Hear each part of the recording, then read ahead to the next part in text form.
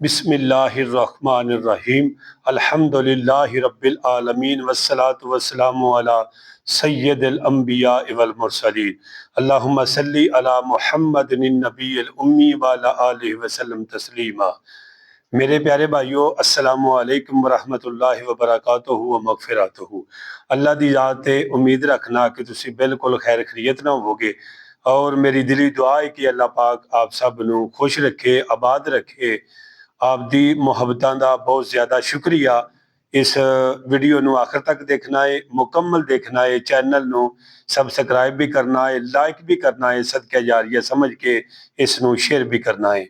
मेरे प्यारे भाइयों, नई वीडियो नाल तुहाडी बारगाह दे अंदर हाजिर होया वां। अल्लाह खालके कायनात दी बारगाह दे अंदर दुआ है कि अल्लाह पाक तुहाडी हर एक जायज़ नेक दुआ नू अल्लाह अपने बारगाह कुदस दे अंदर कबूल व मंजूर फरमाए। मेरे प्यारे भाइयों, चंद तरीके ने हज का सवाब पाने वास्ते तुहाडी बारगाह च रखना चाहना।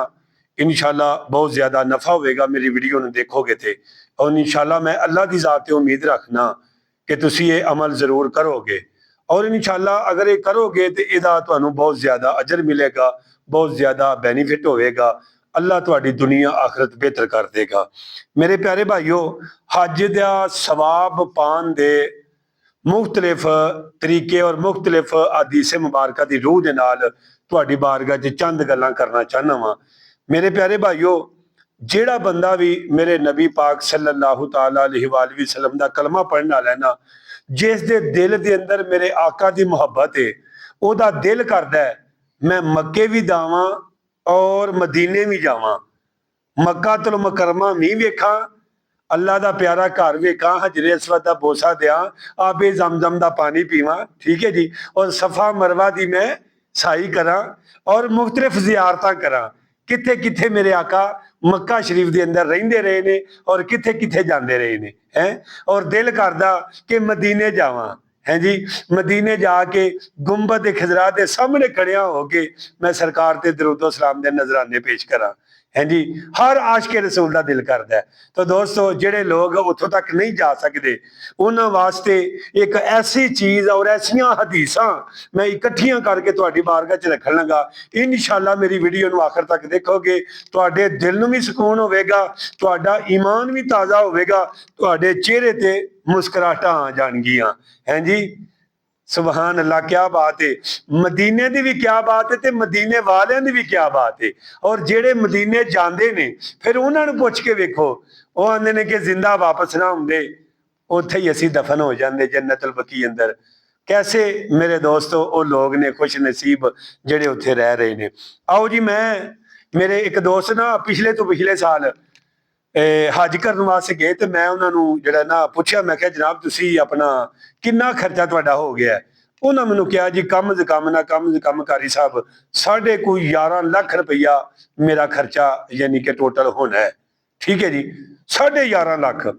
और मैं अपने भाई ने पूछा, मैं क्या भाई नाराज ना होना, तुसी उत्थे जाना है, मक्के जाना है, मदीने जाना है, अगर आउंदियां तुसी जदों हज करके आओ ते अगर कोई रस्ते के अंदर तुहानू कोई बंदा मिले तो तुहानू पूछे कि क्या कोई सनद मिली है कि हज तुहाडा कबूल हो गया, वो कहंदा जी नहीं, ये गल ते वाकई किसी हाजी नू भी परचा नहीं दिता जाता कि तेरा हज कबूल हो गया है।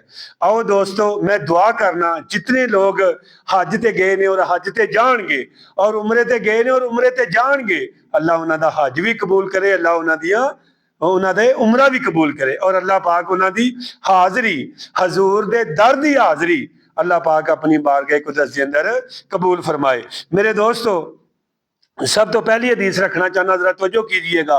आका अलैहिस्सलातु वस्सलाम ने इरशाद फरमाया कि जेड़ा बंदा दो मुसलमान भरा नाराज सन ते उन्होंने यानी कि आपस दे विच उन्हां दी सुलह करा दी ते दिल विच नीयत की है मेरा अल्लाह मेरे ते राजी हो जाए, मेरा अल्लाह मेरे ते राजी हो जाए। फरमाया उहदे दिल दी नीयत ए वे कि मेरा अल्लाह मेरे ते राजी हो जाए, मदीने वाला नबी सल्लल्लाहु तआला अलैहि वसल्लम मेरे ते राजी हो जान। फरमाया अल्लाह तआला दी जात उसनू 2 हज ते 2 उमरियां दा सवाब अता फरमाएगा। ऐसा हज, ऐसा उमरा कि जिस दी मकबूलियत विच कोई जरा बराबर भी शक कर सकदा नहीं। मेरे प्यारे भाइयों, ਜਿਹੜਾ ਨਾ ਸੁਲ੍ਹਾ ਕਰਾਣਾ ਬਿਲਕੁਲ ਆਸਾਨ ਹੈ ਤੇ ਲੜਾਈ ਕਰਾਣਾ ਮੁਸ਼ਕਲ ਹੁੰਦਾ ਹੈ। ਲੇਕਿਨ ਖੁਸ਼ ਨਸੀਬ ਉਹ ਲੋਕ ਨੇ ਕਿ ਜਿਹੜੇ ਆਪਣੇ ਭਾਈ ਨੂੰ ਜਲਦੀ ਮਾਫ ਕਰ ਦਿੰਦੇ ਨੇ, ਔਰ ਜਿਹੜਾ ਬੰਦਾ ਆਪਣੇ ਮੁਸਲਮਾਨ ਭਰਾ ਨੂੰ ਜਿੰਨੀ ਜਲਦੀ ਮਾਫ ਕਰੇਗਾ ਉਹ ਓਨੀ ਜਲਦੀ ਜन्नत ਦੇ ਵਿੱਚ ਉਹਦੇ ਨਾਲ ਪਹਿਲ ਕਰੇਗਾ। ठीक है मेरे प्यारे भाइयों, दूसरी हदीस मुबारका ये जी मैं हदीस बयान की है नसाई के अंदर है, तिबरानी के अंदर है, और इमाम बैहकी ने इस हदीस पाक को नकल किया जी मैं दूसरी बयान करने लगा। फरमाया कि नौजवान आया अल्लाह के नबी की बारगाह च ते आके कहंदा है, यानी कि दीन का तालब इलम सी, ते कहंदा है या रसूल अल्लाह सल्लल्लाहु अलैहि वसल्लम मेरे वास्ते की हुक्म है। मेरे आका करीम सल्लल्लाहु तआला अलैहि वसल्लम ने फरमाया भाई तेरे वास्ते ये हुक्म है कि तू दीन दा इलम हासिल कर। आ जेडे लोग तुसी वीडियो देख रहे हो ना, ए हुणे हुणे तुहानू भी 3 सवाब होने लगे ने, जरा तवज्जो करियो जी। ए वीडियो वेखण दा बड़ा अजर है, बड़ा सवाब है, और किन्ना इंशाल्लाह हुणे हुणे तुसी सुन लोगे। आका करीम सल्लल्लाहु तआला अलैहि वसल्लम ने फरमाया भाई तू दीन दा इलम हासिल कर। उन्हें आख्या या रसूल अल्लाह सल्लल्लाहु अलैहि वसल्लम दीन हासिल करांगा, इलम दीन दा हासिल करांगा मैं, ते मैनू की फायदा होवेगा। आका अलैहिस्सलातु वस्सलाम ने इरशाद फरमाया 3 फायदे होणगे। फरमाया सदके नालों भी ज्यादा सवाब होवेगा, जहाद नालों भी ज्यादा सवाब होवेगा, हज नालों भी ज्यादा सवाब होवेगा। और जेडे लोग वीडियो वेख रहे हो और अगे शेयर करोगे, जिन्ने बंदे वेखणगे एक बंदा भी अमल कर गया, तुहाडी दुनिया भी बेहतर, तुहाडी आखिरत भी बेहतर हो जाएगी। सुभान अल्लाह। फरमाया 3 फायदे होणगे, सदके नालों भी ज्यादा सवाब होवेगा, अल्लाह दे रस्ते जहाद करन नालों ज्यादा सवाब होवेगा, फरमाया हज करन नालों भी ज्यादा सवाब होवेगा। तीसरी हदीस मुबारका कमाल दी हदीस मुबारका, फरमाया आका अलैहिस्सलातु वस्सलाम ने कि जेड़ा बंदा फजर दी नमाज पढ़ ले, फरमाया फिर अपनी जगह ते बैठा रहे, अपनी जगह ते बैठा रहे। फरमाया जिक्र फिक्र तलावत दरूद नात जो भी उन्होंने आंदा है वो जिक्रो फिक्र करदा रहे। फरमाया फिर सूरज निकल आवे, फिर 20 मिनटा बाद फरमाया कि 2 रकत इशराक दे पढ़ ले ते 2 रकत चाह दे पढ़ ले। फरमाया 2 हज 2 उमरियां दा सवाब लिख दिता जाएगा। सुभान अल्लाह। मेरे दोस्तों हाले मैं 3 मौके तुहाडी बारगाह च रखे ने, इंशाअल्लाह मेरे प्यारे भाइयों ये ऐसे हज ने, ये ऐसे उमरे ने, इन्हां विच कोई शक कर सकदा, क्योंकि साडे नबी दी जबान साडे वास्ते कुरान किसे होरी दा बयान चंगा लगदा ही नहीं, दिल आका दे नजारे कोलों रजदा ही नहीं, सोना इहो जिहा जग विच लभदा ही नहीं। ये मेरे नबी दी मिसाल नबियां विच कोई नहीं, और मेरे नबी दी उम्मत दी मिसाल उम्मतां विच कोई नहीं।